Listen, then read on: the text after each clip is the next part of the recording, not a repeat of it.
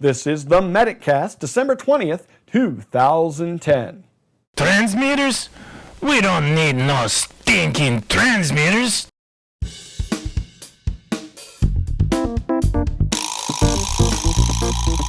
This is the MedicCast, a podcast for EMS providers by EMS providers, featuring EMS news, products, tips, tricks, and commentary. So grab your gear and glove up. Here's today's show with the paramedic, Jamie Davis. Well, good day and welcome to this week's episode of the MedicCast. I'm your host, Jamie Davis, the paramedic, and I'd like to welcome everybody to the show this week. We have a lot going on for you, and I hope that you will continue to check out the show. First off, make sure you check out the additional resources, information, articles, and more available for you over at the MedicCast blog. MedicCast.com/blog is your resource for all of the additional information that you'll find available here on the MedicCast. And you will find links for the show notes at the top of the page. You can go back and check past episodes, follow up on news links, as well as additional resource links for each week's tip of the week, all available there. There's also additional articles, information, news stories, and more posted over there. So you should definitely make it a stop for you every couple of days or so throughout the course of the week. You can find a lot of things over there. Of course, you can also sign up for the email newsletter, get the links sent directly to you each week, and that's available over at the MedicCast blog as well. And don't forget to check out the MedicCast Facebook fan page. You can find that at facebook.com/MedicCast. And of course, you can also always follow me on Twitter and Facebook under the handle PodMedic, twitter.com/PodMedic, and facebook.com/PodMedic if you're on those social media sites. I love to hear from you, and I look forward to hearing back from each and every one of you. So if you friend me up or follow me over there, it's a great way to keep up with what's going on, and I love to hear back from you that way. Of course, you can always send me an email. podmedic@mac.com is the email address, or you can call in on the voicemail line, 941-306-3342. 941-30-MEDIC is the voicemail line. And either way, I do try to get back in touch with everyone that reaches out and talks to me. So if you give me a couple of days, but I will get back in touch with you. And again, I love to hear from each and every one of the listeners and viewers here of the show. If you are following the video version of the MedicCast, perhaps you're watching it in your TV, on your living room TV, perhaps due to a set-top box that you're receiving this holiday season. The Roku box, Boxy, and others are places where you might find the MedicCast. And I just want to thank you again for following the show and urge you to, again, check out the web resources. Of course, you can also watch the video programs of each week's podcast over on the MedicCast site as well. And if you want to find those directly, head over and check out mediccast.tv. Now, don't forget the other great programs available for you on the ProMed Network. The MedicCast is a proud member of the ProMed Network, and it's 40 or more programs every single week that are coming out for you, the healthcare professional, in a variety of fields, from emergency medical technician training and paramedic training, all the way up through nurses, physicians, psychiatry, neurology, a whole host of different topics that are of specific interest to you. So check out the resources available over at the ProMed Network, and you can get there by going to promednetwork.com.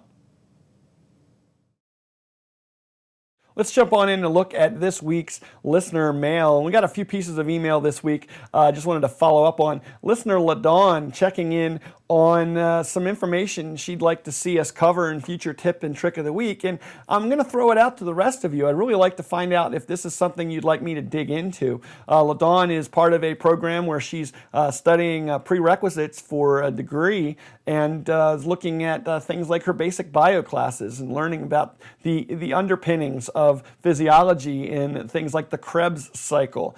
Is this something you'd like me to review from time to time here on the show? I'd be interested to hear. It's the first time I've gotten a request for something like this that's kind of outside of the specific scope of practice of the people on this show, and I'm curious to find what you think. So get back in touch with me, send an email in to podmedic@mac.com. Would you like me to go over things like the Krebs cycle or other basic biology concepts here on the show? I try to periodically review things like anatomy and physiology because I think that's something that we need to keep in mind on a day-to-day basis, but I don't know how often we dig into the cellular cellular process level here, at least as EMTs and paramedics. But I could be wrong, so I'd love to hear back from you. And LaDawn, whatever the case may be, thanks so much for following the show and checking in. And I do appreciate you taking the time to send an email. And I will, maybe we can do something for you. There are some good resources out there, and you might want to just go check and look up something like the Krebs cycle over in iTunes. You might find a great basic biology podcast over there that you can download and get some of these concepts from a more targeted source over there. Let's see here. Looking at an email I got from listener Sarah asking about stroke patients and transport decisions. This is something we've talked about from time to time, but she asks about local protocols dealing with dedicated stroke centers in locations around the state, and that they transport to closest stroke centers similar to what is done with STEMI patients currently. Sarah, I think this is just the way things are going to go. Specialty centers provide a better level of care for patients. There's numerous pieces of research out there looking primarily at STEMI patients, but the research is coming in now on the new stroke centers, and the same thing is true. And it just makes sense when you have patients that, hospital centers that see a certain type of patient more frequently than others. Obviously, they're just better practiced at moving that patient through the system. It takes longer for you to identify and bring in the resources necessary in a non-stroke center to treat a stroke patient, unless you have a very large hospital facility. And heck, most of those large hospital facilities are stroke centers now. Small community facilities, not so much. So if you're talking about a patient getting to a small facility where they have to call in a CT scan tech later in the evenings and overnight, the patient's going to wait a half hour, 45 minutes to an hour to just get the CT scan they need to identify what's going on. Are they having a hemorrhagic stroke or a thrombolytic stroke? And in the meantime, that patient could have been already treated with thrombolytics if it's an embolytic stroke. So certainly this is important, and this is why these types of specialty centers do so well with helping with positive patient outcomes. So I would urge you, again, in your local area, it's always a good idea to revisit and talk about, in training, your local specialty centers. What are the transport centers? Are they changing? Is a local hospital getting some kind of stroke designation where they can are better able and better prepared to treat designated stroke patients? Part of this usually has to do with the fact that your identification in the field is enough to activate the process, so that maybe that CT technician is already on their way in when you get to the hospital. That means that this patient's going to get the treatment they need much more quickly. And so bypassing that local facility to go to a specialty center that's a half an hour further down the road may not make as much sense if you have that type of integrated process with your local facilities. So this is something that's going to be continued to be discussed here on this show as well as other places. And again, it's a great idea for a periodic training in your local facilities and your local systems to go ahead and look at, all right, what are our specialty centers? Bring in representatives from those specialty centers to do training so that you can understand the process when you activate a trauma alert, when you activate a STEMI patient alert, when you activate a stroke alert. All of these things are important. And again, cross-training, integrated training, learning from what the facilities are doing, they're better able to trust you. You're better able to know what's going to be expected when you get there. And anything that you can do to speed up that process and make it operate more smoothly ultimately helps your patient. And Sarah, thanks a lot for checking in with your email this week. I really appreciate it. If you have an email, again, you can catch up with me. Send those emails into podmedic@mac.com. And again, any voicemails you might want to leave. Love to get voicemails from listeners. So go ahead and call in on the voicemail line. Write this down, put it in your phone, and then when you're listening to the show and you're safely able to do so, call into the voicemail line and leave a comment about a current episode so that we can hear what's going on in your area. I talk about what I know about in my region and what I read about in the news and online. But you may be doing something different and it may work better, and that idea may help someone else. So let's get together and continue to collaborate. Call in on that voicemail line. Again, 941-306-3342. 941-30-MEDIC. And you can call in here and check in on the MedicCast voicemail line. Let's jump on into the news, and I want to start off with a look at a great story about golf cart ambulances. What do we mean by golf cart ambulances? Well, I've talked about this before. You know, an ambulance, it can be different things in different places, whether it's locally or around the world. You might be using something like a gator for, that remote access patient, four-wheel drive, or an all-terrain vehicle with some kind of a trailer behind it even, to remote access deliver patients from those areas to definitive care. So an ambulance can be a lot of things. In Afghanistan, it was found that on bases, a modified golf cart would make an excellent ambulance to take someone from one area of an actual base to the hospital or treatment center on that base during perhaps a mortar attack or an attack on the base. Getting people from one area to the surgery centers is important. So there's a great article about a nonprofit organizations that have created a prototype for basically a golf cart ambulance to be used in those locations where you don't have to have a long transport, but you still need an effective and efficient way to get a patient from point A to point B, even over a short distance. And so it's a neat article. They have plenty of Humvees and specified ambulance transports and larger trucks and vehicles, helicopters and other things. But to travel maybe a half a mile or even less, when you're talking about a base that's spread out over an area, if there's relatively smooth roads and terrain in between inside the base perimeter, it makes a lot of sense to have a smaller, more nimble vehicle to get around and get that transportation done. So it's a really neat idea. I urge you to check out the link in the show notes to this one.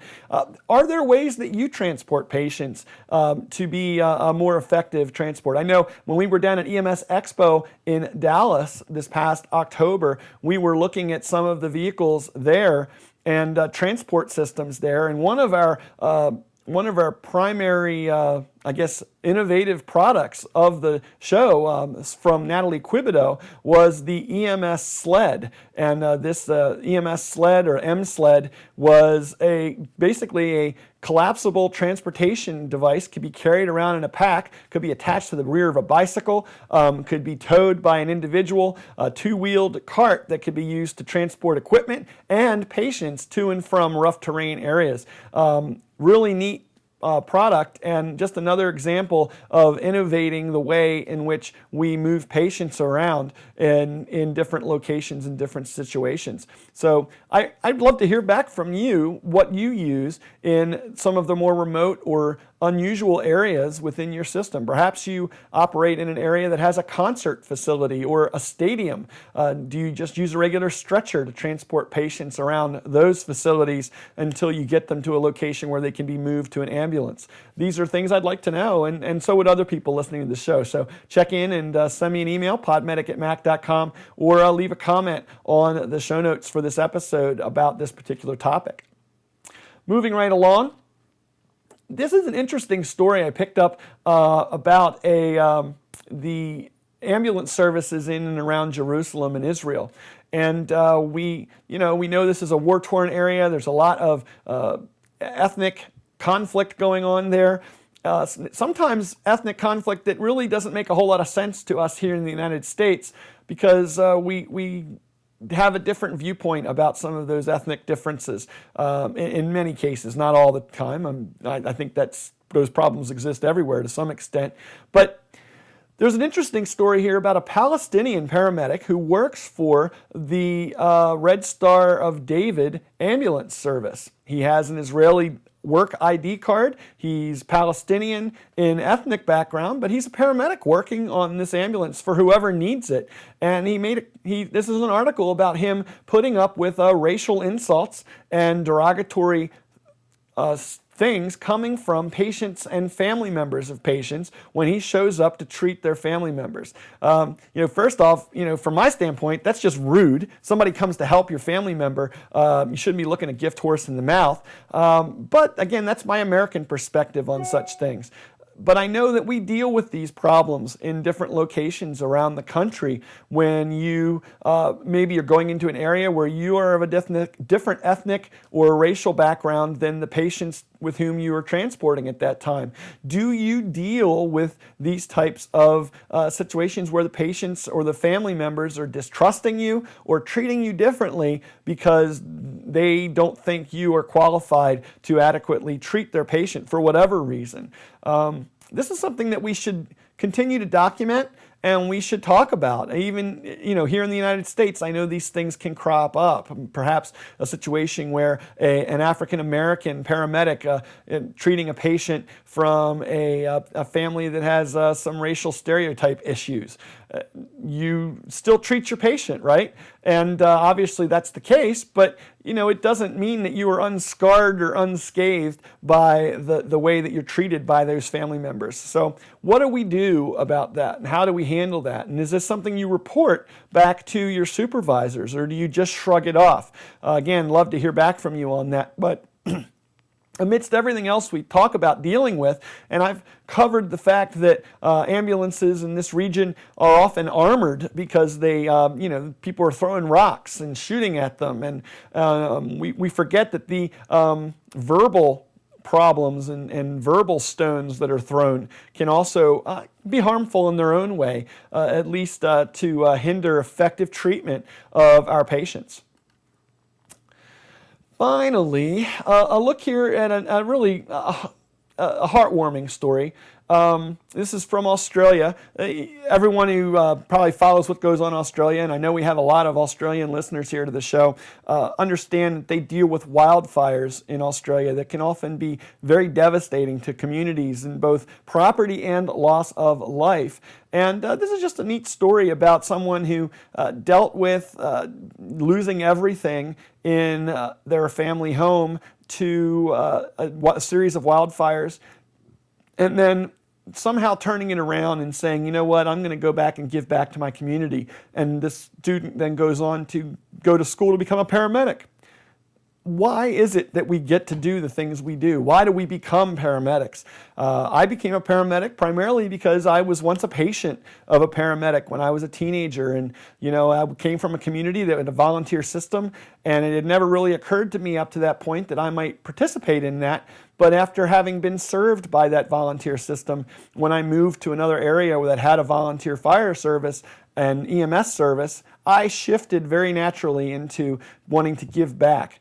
And that's how I got started. But what about you? How did you get started to become a paramedic? Sometimes these stories can ring true for people in your communities and help with recruitment, with retention of new and existing personnel. So contact your local newspaper, contact your local radio station, ask them to do a feature of the month on one of your emergency responders, firefighters, paramedics, whoever the case may be.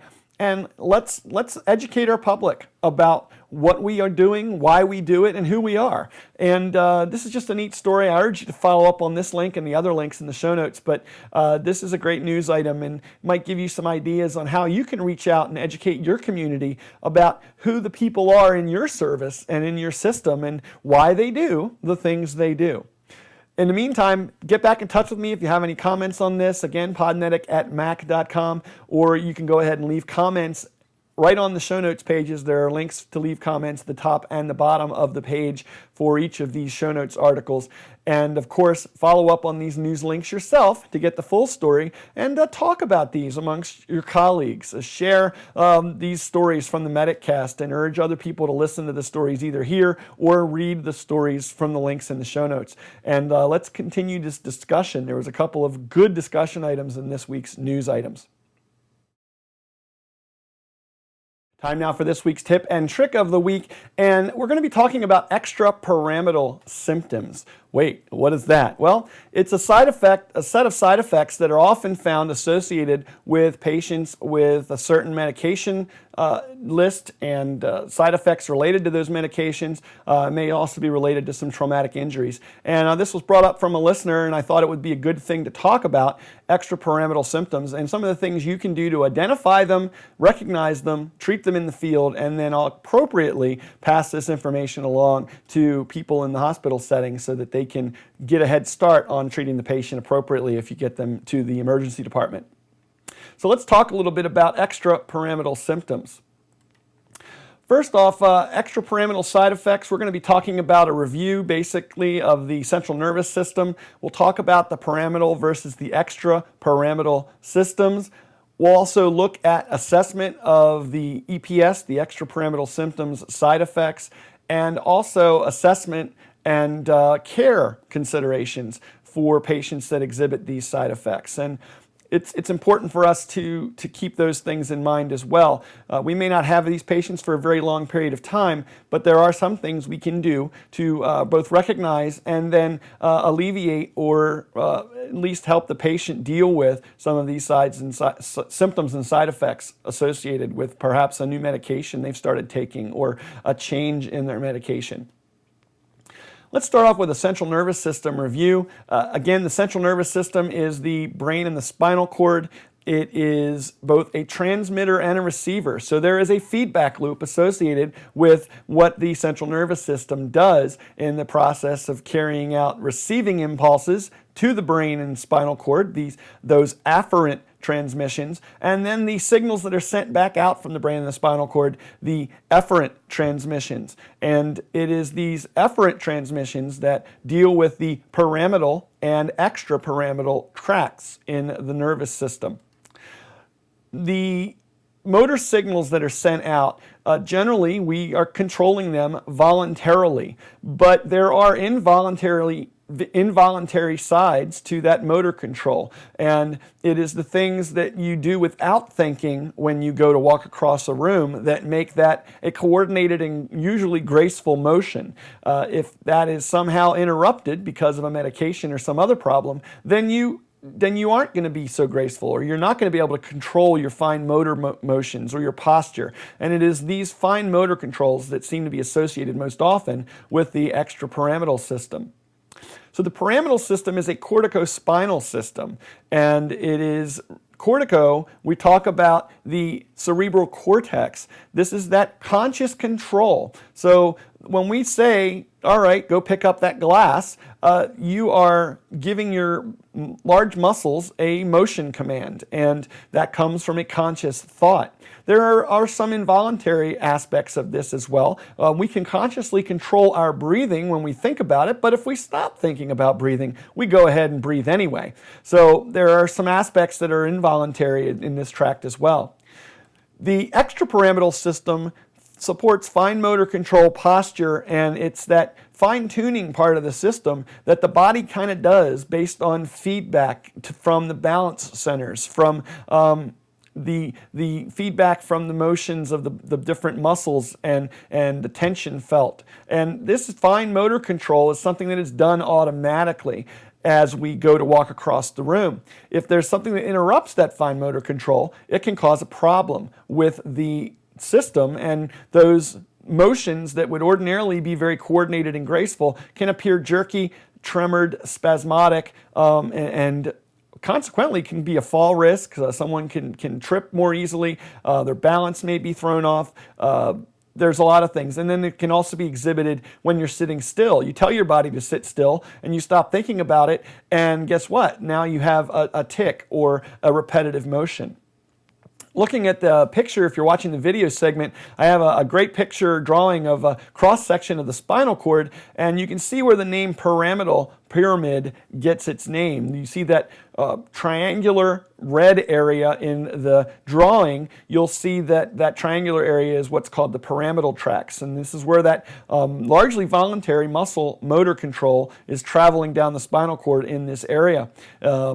The other red areas are other efferent tracts in the spinal cord, And it is thought that these other areas comprise the extrapyramidal system.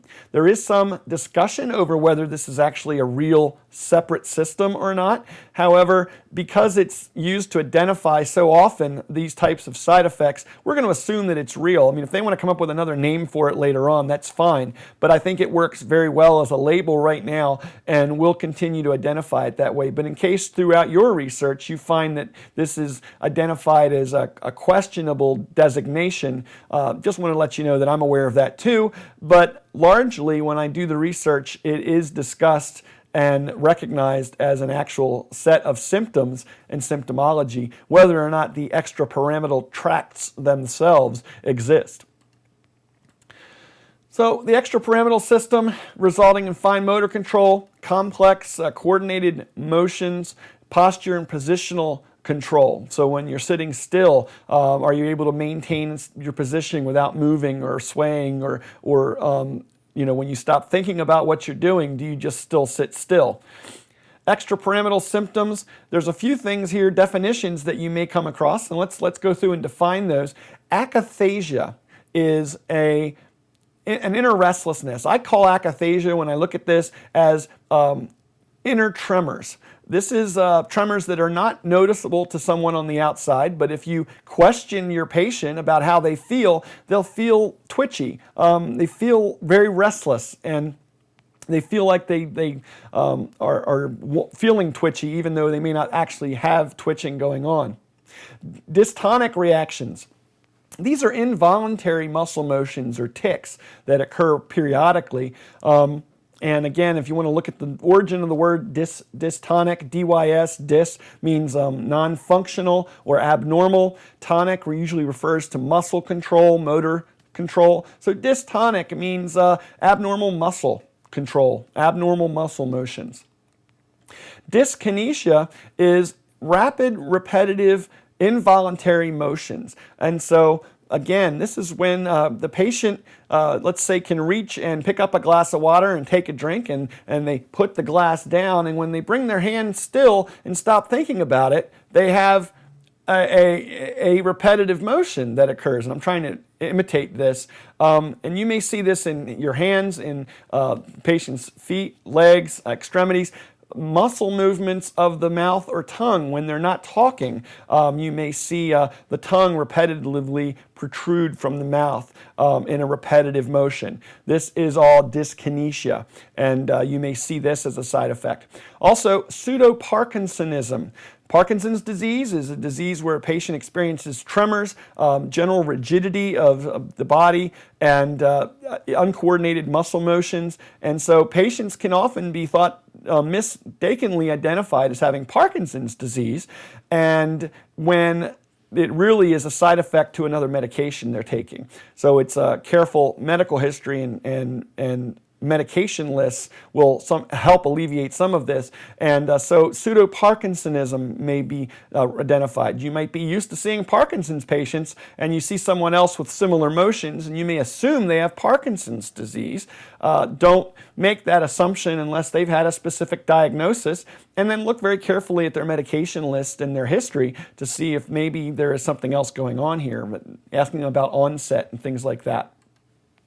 Causes of these disorders, typical antipsychotic use is common. These are the older antipsychotics. We covered antipsychotics recently here on the show. Remember, there are typical and atypical antipsychotics, and these refer to the older original antipsychotic medications that came out in the 1950s, and then the newer versions, newer drugs that fit into this class that have fewer side effects and are less symptomatic when you give them to these patients. There's still a lot of patients taking these older antipsychotic medications. Haloperidol is one that's been around for a long time. We use it in many cases for some form of chemical restraint in some situations. Again, when you have a patient that's been taking these medications for a period of time, these side effects and symptoms start to build up. Usually they reduce and recede after the patient stops taking the med. But it is associated with these. Also, patients taking Reglan or metoclopramide, and this is an antiemetic medication. Some of you may actually have that in your kit on the ambulance. Patients who take this may experience extrapyramidal symptoms as a side effect, and you should be aware of what those symptoms might be, and just be prepared to deal with them. They are not necessarily fatal. They're not something that's going to cause major issues, but if you recognize them as a side effect, you can let the hospital know, hey, look, I gave them this to stop the continuous nausea and vomiting the patient was feeling. However, when I did so, I noticed that they started to develop a tremor. So just be aware of that, that the side effect cropped up. Dopaminergic agents, I can't say that fast, is another group of medications. Anything that reduces either the uptake of dopamine or the production of dopamine, all of these things are going to influence potentially that there would be some extrapyramidal symptoms associated with it. Tricyclic antidepressants like enoxaparin or amoxapine could be also included. There aren't too many people I've seen recently taking tricyclic antidepressants. Most of them have been transitioned to the newer antidepressant medications, but you may see them, and so I want you to be aware that they are out there, and it's something to keep in mind. And then finally, traumatic injury, anything that causes an injury to the brain or the spinal cord that would affect these extrapyramidal tracts is going to likely cause problems. So if they've had a spinal cord injury or a recent back injury, you may notice we always look for, the traditional spinal cord injury is, paralysis or weakness. It may manifest, depending on how the injury occurred, it may manifest as some kind of uncontrolled repetitive involuntary motion, an extrapyramidal symptom. So be aware that that could also be a sign of a neurological injury, even though they have no sign of paralysis or weakness that we would associate with a neurological injury and spinal cord injury. This could be a sign associated with that as well, so keep that in mind. When you assess it, remember it's difficult to notice amidst other symptoms. One of the things is that most often you have patients that have an ongoing neurological disorder or behavioral disorder, such as some kind of psychotic history, and they're taking an antipsychotic medication. What is a psychotic problem versus an extrapyramidal symptom? It's interesting to note that most often the things that we associate with psychotic patients, the muscle movements, the repetitive things that you might see in a representation of a patient who has a history of schizophrenia, for instance, actually they're often representative of the medications on which these patients find themselves. And so people who interview and talk with patients who are being treated for schizophrenia, for instance, and are taking some of these older antipsychotic meds, they will maybe attribute these motions and these types of tremors to the neurological disorder, not necessarily to the medications used to treat it. But in many cases, that may well be true. Again, may be misdiagnosed as Parkinson's disease. So if you have a patient with a new Parkinson's diagnosis and these symptoms seems to have changed or gotten worse, look at their med list and consider whether or not that might be one of the causes. And, this is one of those things you kind of pass along to the nurse during report to point out that, hey, this seemed to get worse when they changed their meds. There's a new diagnosis of Parkinson's here, but I noticed they've been taking this other medication for longer than that. Maybe this is related to that. Just something, we've got to be part of a continuum of care, and the ball gets dropped for many reasons all along the pathway. So if you happen to notice something, just point it out as a possibility and let the nurses and physicians at the ER look at some differential diagnoses. Perhaps they will be able to identify something that the patient can take back to their primary care provider, their neurologist or psychiatrist, and perhaps they will find that this is actually related to something else.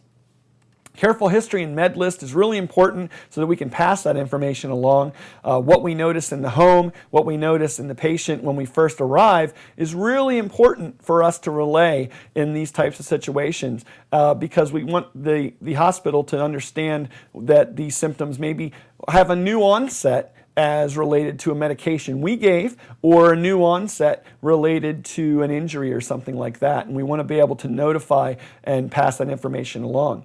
And again, rule out other causes as associated with that. Treatments for us may include anticholinergic medications like atropine. Diphenhydramine can also remove some of these side effects and may be indicated. And again, these are things that we carry in our kits. Benzodiazepines can be used in some cases. Beta blockers, not always in an EMS kit, but it is something that can be used. So you may have a patient that has problems with EPS, extrapyramidal side effects, and they are taking a beta blocker to help counteract those. It's not a cardiac problem, it's to deal with some of the extrapyramidal symptoms they're experiencing. And these patients may have to continually shift and change their dosing to try to titrate their treatments to reduce the level of extrapyramidal symptoms and still have an effective therapeutic dose for their other problems. So again, this is something to keep in mind. So what do we need to keep in mind for us in the back of the ambulance? Careful assessment and history. I've said it before a couple of times, but it really does, this is one of those things where we can monitor for changes and see what we've done that have had an effect with the patient, asking the patient what's going on. These patients are at a fall risk, so you might have a patient that you would ordinarily maybe walk out to the ambulance. Do so, but be close by in case they trip or fall. They are an increased fall risk. If you can, put them on a stretcher and get them in the old-fashioned way. Just something to keep in mind. If you're going to have to go down a lot of stairs, consider a stair chair for these patients. Or again, stay close to them and appropriately be prepared to catch them if they lose their balance and start to fall. Assist them with any fine motor tasks. If you have a patient and you're assisting them, let's say you're an EMTB, you're assisting them with an albuterol nebulizer, you're assisting them to take their nitroglycerin or something like that, you may have to provide more assistance than you do with another patient because, again, the fine motor control is not there and they may need some help to steady their arm to bring the medication device to their mouth to use appropriately. So be prepared to assist these patients. Good documentation and a full medication list is very important for these patients. So again, we can identify the root of the problem. And home safety assessment may be something that you or your service do. It's something very easy to find. You can actually get one and download it for free over at the Centers for Disease Control site at cdc.gov. Just look for home safety checklist. You can actually do a quick home safety assessment for these patients. If they're going to be a fall risk, perhaps it's an opportunity for you to avoid a call a few weeks down the road by helping them to say, hey, you know what, these throw rugs need to come off the floor. We need to make sure these electrical cords are out of the way so that you're not going to have an additional fall hazard.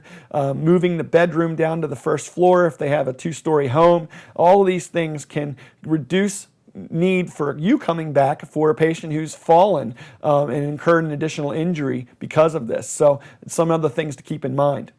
There's some additional resources. I urge you to follow up on them in the show notes and check out these. Again, check out what these additional resources say. I cover things very briefly here in 10 or 15 minutes. It's your job to follow up on these additional resources, look at your own protocols, instructional guidelines, and more, and then figure out how it works into your own scope of practice. And that's your job. I can bring you some basic information. It's your job to understand the details and how they work within your practice. And that's going to wrap up this week's episode of the MedicCast. I want to thank everybody for checking out the show this week. And again, urge you to check out all the links in the show notes. You'll find all of those over at the MedicCast blog, mediccast.com/blog, where you'll find links to the news items and the additional resources provided for the tip of the week this week. And again, I urge you to follow up on those additional resources and find the additional information you need to improve and increase your knowledge about the treatment of the patients with whom you come in contact.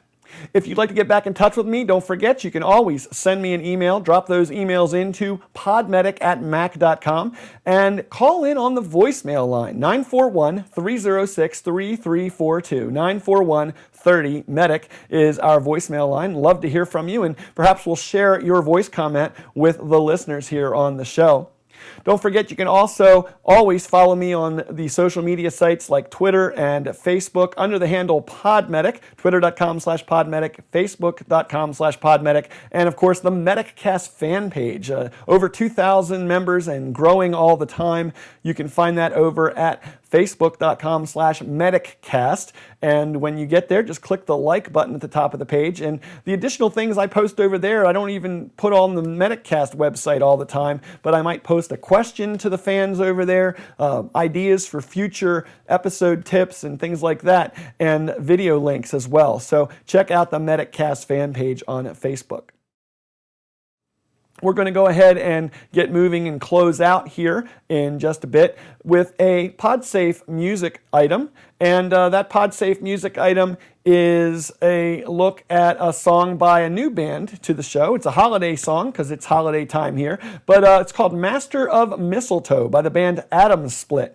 And I would urge you to check out the link in the show notes. If you like their song, let them know you heard it here on the MedicCast. And there's even a link there to check out their music over in iTunes. So you can purchase this song or some of their other songs and show your support for these independent artists that share their songs with you here on the show. And again, you can find that over at the MedicCast show notes for this episode. Check those things out, and again, share your support with these individuals and artists that share their music here. In the meantime, I'm Jamie Davis, the Pod Medic. I'll be back again next week with another episode here of the MedicCast. You know, you're working on the holiday weekend, and so I will be too. We'll have another episode coming out right after the holiday. And in the meantime, please remember to stay safe and stay tuned here to the show. And remember, scene safety, BSI.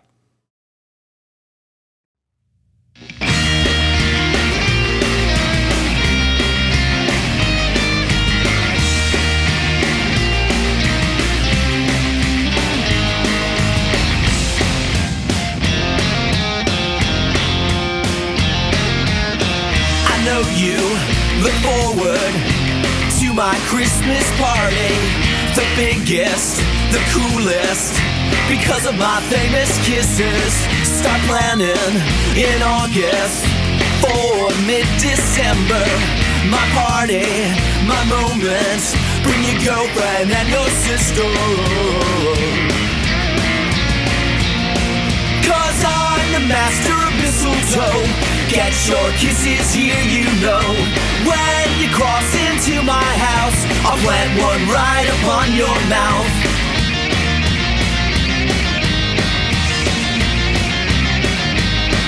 I'm dressed to the nines, yeah. It smells so fantastic. I welcome your boyfriend with a handshake, but it's you I'm after. Take your coat, a tight hug, and then I plant one on ya. So come on, there's eggnog that'll make you merry to be. 'Cause I'm the master of mistletoe. Get your kisses here, you know. When you cross into my house, I'll plant one right upon your mouth. I'm the master of mistletoe. Get a wet one here, you know. When you look in my sexy eyes, I'll give you one that'll paralyze you.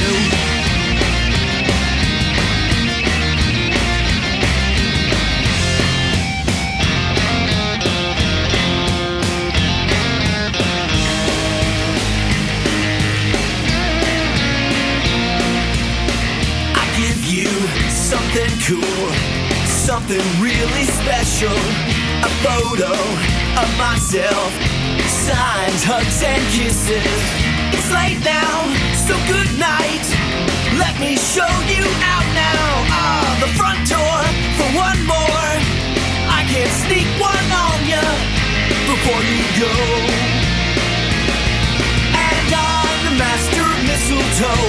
Get your kisses here, you know. When you cross into my house, I'll plant one right upon your mouth. I'm the master of mistletoe. Get a wet one here, you know. When you look in my sexy eyes, I'll give you one that'll paralyze. I'm the master of mistletoe. Get a big one here, you know. A tongue is optional, I guess, but you probably don't want to even miss out. Don't miss out. Don't